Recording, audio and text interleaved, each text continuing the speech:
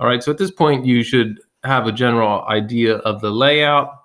Remember, this little puck may not be on everybody's workspace. So down here where my mouse is right now, there's a little clear button, and that's where you'll get this little double puck.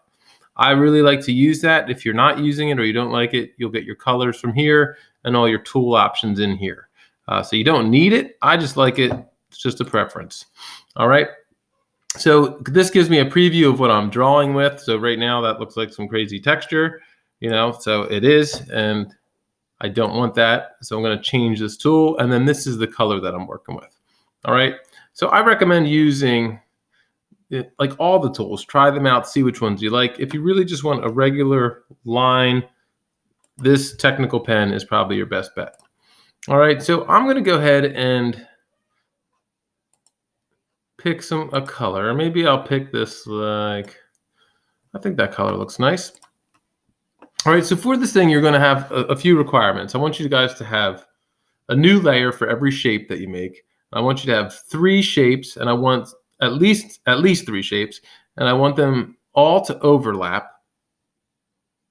And then one of the shapes, at least one, needs to be a 3-dimensional sphere.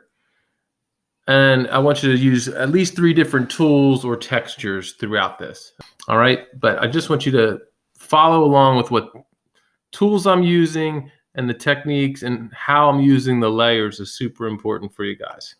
All right, so I'm going to just make my first shape, and I'm going to make, let's see, a circle.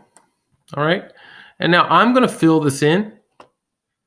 So I'm going to go ahead and click on the paint bucket. Now, whatever's highlighted blue, that's what you're on, right? That's what you're using. So I'm on the paint bucket. This one's blue, so that's a solid fill. I'm on this layer, so that's blue. So just keep that in mind. And then I'm going to click in here. If you can see, there's like a little white edge. That's because it just didn't quite get there. Sometimes I'll click again, and you'll see it kind of fills it all in. If you had turned this tolerance up, it would have filled it all in right in the first place. All right, so now I have one shape. I'm going to move on and do another shape. Okay, so I'm going to do a rectangle, but I want to add a new layer first. I do not want them on the same layer. I want you guys getting in the habit of making your shapes on new layers.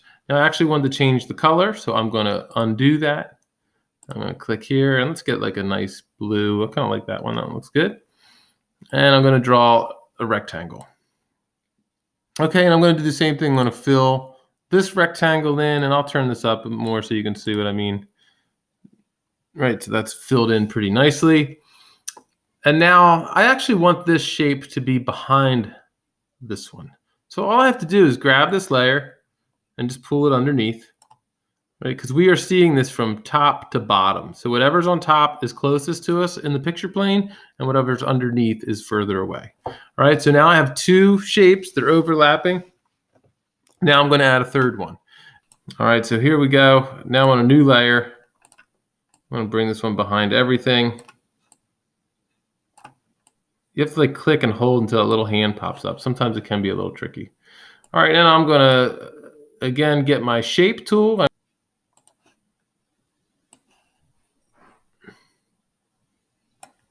And I'm going to fill it in. And this one, I'm going to fill in with a gradient fill. So I'll show you how that works, right? So I'm going to take this.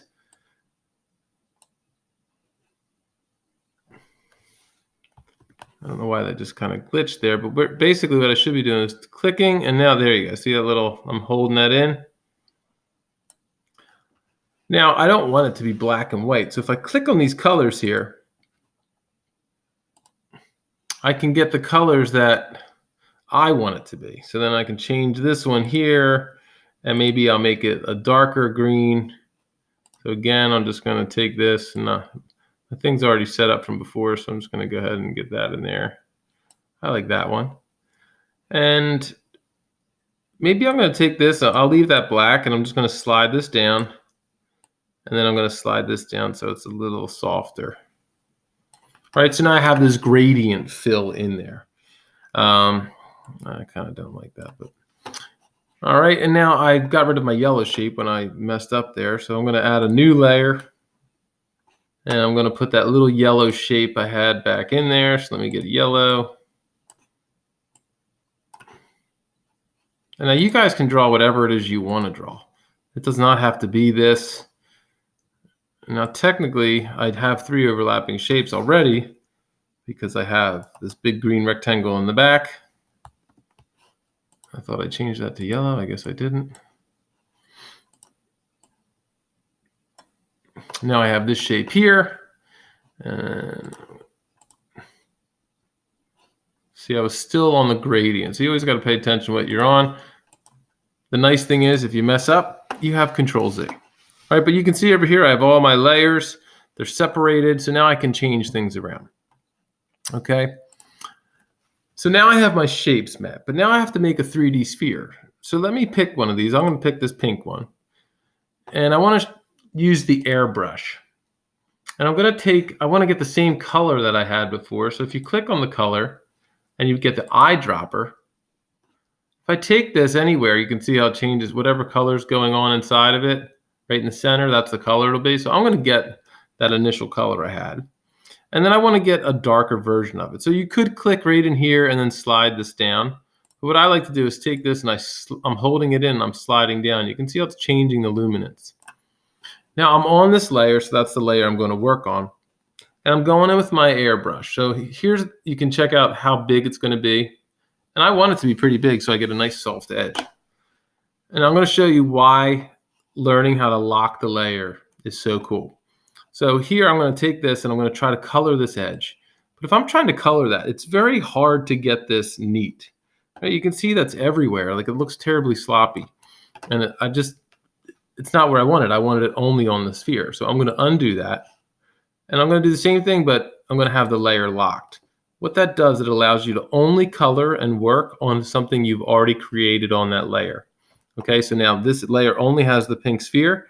So if I was drawing over here, I can't color. Nothing's happening. But once I click over onto the sphere, you'll see it's actually starting to color it in, which is really helpful when you're trying to add textures to things and make things look a certain way, because you don't have to worry about going outside of the lines. I'm just going to take this and make it even a little darker. I might even make my brush a little bigger so I get that real nice soft edge. And you can see how this is working here. So I'm starting to make this look a little more spherical. I'm going to try and get that real dark. And now I'm going to go ahead and I can slide it up too, and I can get, it looks like I should get that color back. So again, I'm going to pick my color, and now I'm going to slide upwards, and I'm going to get some brighter versions of it. I'm going to go even more. Really want to try to make this look like there's some light in it. So you see how soft it's like and gradual it's going? I can even go. The nice thing is I can just click undo if I don't like what happened. Right, so now I have 3 shapes. I have one 3D shape, and I've used some different tools. I've used the airbrush and I've used the pen tool, but I would like to use something else. So I'm going to go ahead and change this blue shape into something. Now I'm going to pick a paintbrush. Okay, now every single tool has these options, just so you know. So here I can go into if I click on the tool, and I could do this over here as well. I could click there and I get to the same window. Click on the library and you can start to scroll through here, and you can play around with all kinds of different tools in here. And you can get textures, you could do halftones, shapes, ink splatters. These glow tools are really cool. My son made some like super realistic fire using these glow tools. So if you want to check that out, play around with them and see what they do. You have smudge tools, all kinds of different designer tools that you could add to your toolbar. But I would just stick with the basics for now, but definitely play around with these textures. So in here, I'm going to do something a little different, and maybe I'll pick these stars. All right, now my stars are actually going to be pink, and I think I want them to actually be blue. So I'm going to make them like a dark blue. Now I'm going to go onto this layer, but I'm going to lock it so that when I color, the stars will only go on that layer. All right, and check out some other things. But the main thing I want you guys doing today is playing around. You have a new layer for each shape. All right. The important thing is that you guys are playing around and you're really trying to, make this thing look, and you can see right now I'm changing the whole background. But that's basically it. Play around with some textures, the tools, make this thing look as good as you can.